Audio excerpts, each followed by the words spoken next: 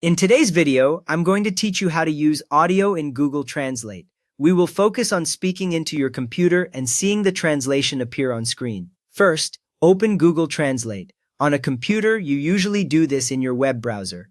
When the page loads, you should see two main text boxes next to each other. The box on the left is for the language you speak, and the box on the right is for the language you want to translate to. Above each box, there are language names you can change. Now, select the language you speak.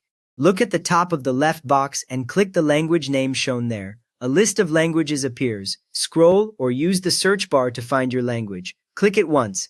The name at the top of the left box updates, which confirms that Google Translate will listen for that language when you use your microphone. Next, select the language you want to translate to. Move to the top of the right box and click the language name there. The same style list opens again.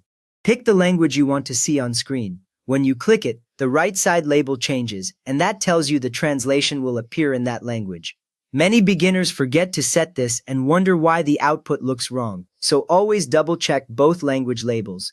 With your languages set, click the microphone icon. You will find it in the lower corner of the left text box, next to the area where you would normally type. When you click it, the icon usually changes color or shows a pulsing effect. That visual change means Google Translate is now listening for your voice instead of waiting for typed text. If your browser asks for permission, allow microphone access if asked. A small prompt appears near the top of the window, asking if the site can use your microphone. Click Allow one time. On many computers, this setting is remembered, so you do not need to approve it again next time. If you click Block by mistake, the microphone feature will not work until you allow it again. Once permission is granted, speak clearly. Keep your face near your computer microphone and talk at a steady pace. You do not need to shout. As you speak, you may see the text appear live in the left box in your own language. That live text shows what the system thinks you said, and it often updates word by word.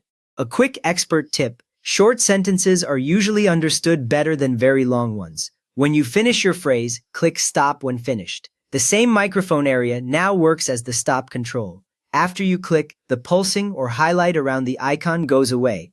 That tells you Google Translate is no longer listening and your spoken sentence is complete. Now, read the translated text. Look at the right box. You should see your sentence translated into the language you chose earlier. If the text looks off, you can click the microphone again and try speaking more slowly or clearly. Many people repeat short parts to improve accuracy. At this point, you have used your computer microphone to turn spoken words into written translation in Google Translate. If this helped you get your audio translations working, please give the video a quick thumbs up and subscribe if you want more simple Google tips.